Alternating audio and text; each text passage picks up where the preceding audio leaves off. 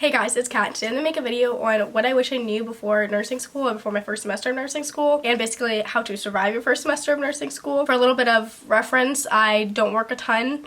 I work about part-time and I do have a daughter, so mine's a little messy with scheduling. One of the big things is that it is very serious. Like, you can't just miss class without missing a ton of information. Like, I know some classes you can miss a certain amount, which technically we do have like one time we can miss class, unless it's something like you get pointed for it though, and we can only accumulate so many points or else we get booted out of the nursing program. But if you're sick and miss a class, it's pretty detrimental as far as you're missing out on a ton of information that you need to know for exams. Like, there's already not enough time for them to teach us, but they go over a lot in a short period of time for it. So in that aspect, it's taken very seriously. I mean, you're going to be a nurse, you need to know this stuff. You need to take it serious, or else why are you doing it? A&P is like the closest thing I can think of to how serious it's taken. My A&P was online though, which A&P is anatomy and physiology. I took A&P 1 and 2, and that they both have labs, but all of it was online for me. But due dates and everything are pretty serious. They will make some exceptions depending on your situation. I apologize, it's a little hard to talk right now. I don't know if I have a cold or what's going on, but I'm a little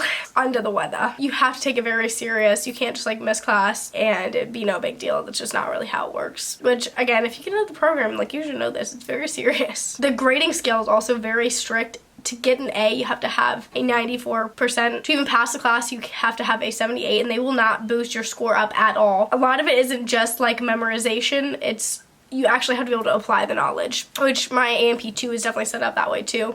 A&P 1 wasn't as hard with it, but A&P 2 was. Make sure if you take anatomy and physiology, you take that very seriously, because I have to review my A&P all the time, and I wish I would have focused on prioritizing memorizing it, because everybody told me it was hard, but I didn't think about the fact that like I would need to know it for the future, which obviously if they're prereqs you should know them generally, but I took med terminology and I took it last summer, so a lot of it I knew some of it, but like a lot of it I kind of like forgot because I wasn't actively applying it. Anatomy and physiology is probably best to take like this semester before nursing school and try to remember as much as you possibly can and actually work at understanding it, because a lot of it for me was trying to memorize it instead of actually applying it too. Getting that down is going to be super beneficial to prepare for nursing school. The best way to understand how these are set up is looking up NCLEX questions, which you can kind of answer them even without being a nursing student and just like looking at the answers. Some of them are a little easier, but other ones are very difficult even when you have medical knowledge. So it comes down to the wording, and it's all like applicable questions, so different from anything else. It's just NCLEX styled questions. The hardest thing is like definitely time management, and the fact that others will not understand. If they have not been to nursing school, they will not understand,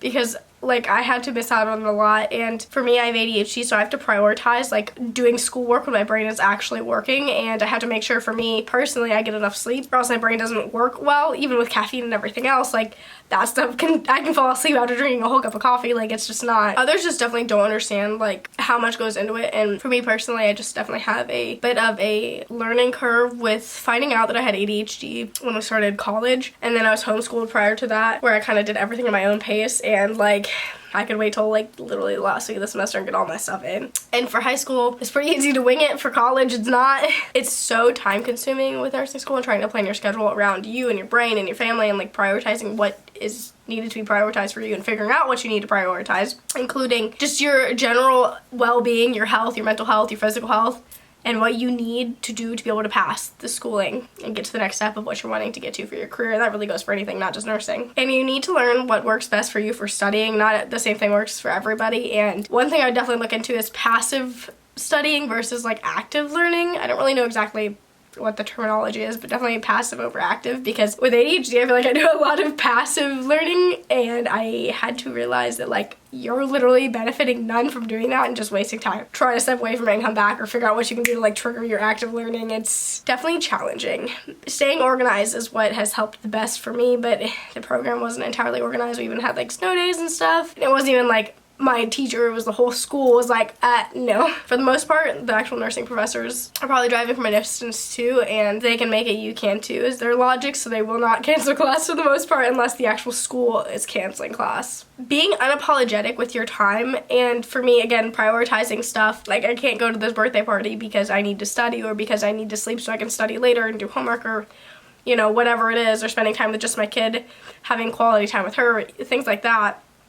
And not that you have to do that with everything, and not that specifically birthdays for you, but anything in general that took away from time, I just really couldn't do it. And I was like, I will make up for it once I'm out of school or once I'm out of this semester or when I get a free moment. There's a few situations and events that I had to prioritize those, so I had to say no to other things so I could make sure I had enough time to prioritize for that, if that makes sense. One of the things is professionalism is a huge thing, but make sure you're still being yourself, because for me, I am relatively unapologetically me, but you can still be professional and still be you. You just have to figure out a balance with that. Critically thinking is like the key thing. That's what our whole clinical judgment class was basically about. Okay, and then everybody says to ask questions, and there's no such thing as stupid questions. There's not technically such thing as stupid questions, I guess.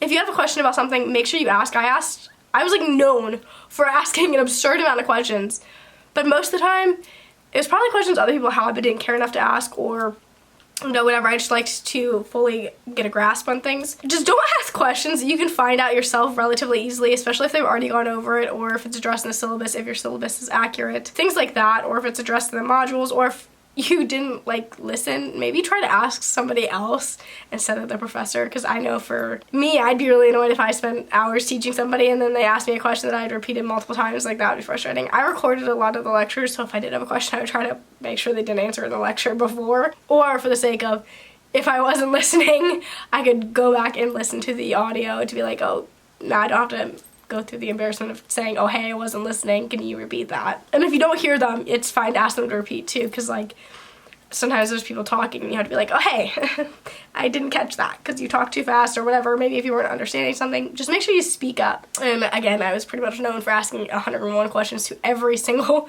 instructor. It wasn't usually stupid questions. It was most of the time important stuff. I like to be very organized. Once I have confidence in something, and I have to be relatively confident in it to have confidence.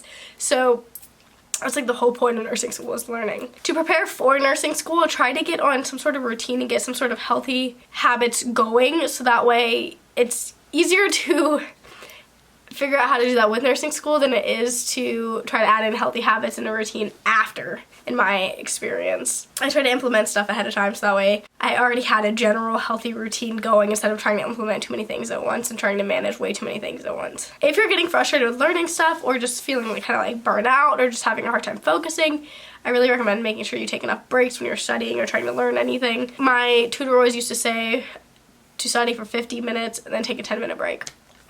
Do whatever works for you. For me, sometimes it takes me 20 minutes to even get focused on what I'm trying to be doing. So do what works for you, but if you feel like your brain's starting to just kind of be blah, go do something that you can refuel yourself, whether it's going outside, getting a drink, getting a snack, playing with your dog, talking to a family member, talking to a friend, whatever. Do something to help refresh your brain. Try to make sure it's not something that's gonna super distract you, like watching TV, getting on your phone, things like that, because for me, sometimes I'll use my phone as a break, and then I'm on TikTok for an hour and I'm like, oh. Make sure you schedule time for you.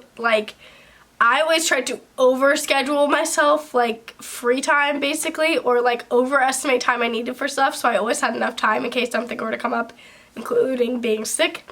I tried to work ahead as much as I could, but that wasn't really much of an option. Just making sure you're well prepared for class and everything, and try to not get behind. Anytime there is an assignment or something you need to do, try to do it as soon as you can, so that way if something comes up last minute, you have some wiggle room to do that. And I do the same thing with my grades. I try to make sure I have I try really hard to get my points as high as I possibly can, especially initially, just in case later in the semester something comes up. Say I miss an exam or something, because I'm sick, 5 or 10% gets deducted off of that when you go to take the exam, the makeup exam. So things like that. That's completely out of your control. I definitely recommend taking time to relax, but also I said about missing out on events.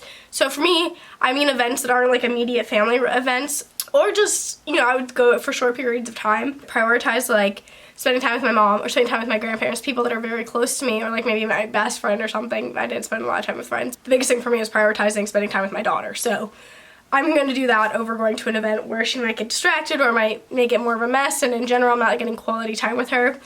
You have to be a little selfish with your time, especially while you're in nursing school, and if people don't understand that, if you're wanting to be a nurse, you're working to do this to better yourself and your career. Hopefully people can be understanding, and if they're not, then maybe they weren't your true friend to begin with. Obviously, it's completely circumstantial depending on what's going on, but just learning what to prioritize. With that being said, making sure you're not missing out on everything with life, because you don't want to completely engulf yourself into it, which is what I talked about in my video about like questions for myself. I asked myself a question about like how was I balancing. I could have gotten all A's, but instead I made sure I prioritized my mental health too. So doing stuff with my daughter, doing stuff with my close family. To be able to relax, and this goes with the getting things done ahead of time, I could not relax if I knew I had a paper to do or studying to do. I couldn't fully relax. So yes, taking a little bit to refuel is one thing, but if you cannot relax because you have ongoing lists of things to do, I try to make sure I have everything done so I can actually relax when I'm trying to relax. And 2 like learning tip things is making associations in your brain to things, like visualizing something, or there's where you can use like phrases for it. I can't think of what it's called. I'm a little foggy right now. Where like you can come up with a phrase or something to just help you remember, like coming up with things to remember it, and also like refreshing your brain, like going over information you've already learned. Continuously do that throughout the semester, even if you're working on learning new information, because a lot of it builds off of one another and you're still going to need it for the final. You're definitely going to need it for the rest of like your career. So that's pretty much it for my basics on how to survive nursing school. And if you have any other questions, comments, or anything, I'm sorry if I'm looking at the viewfinder a lot. I just want to make sure my camera's still recording. I hope you enjoyed. Don't forget to like this video and subscribe below and follow my journey. Thanks. Bye.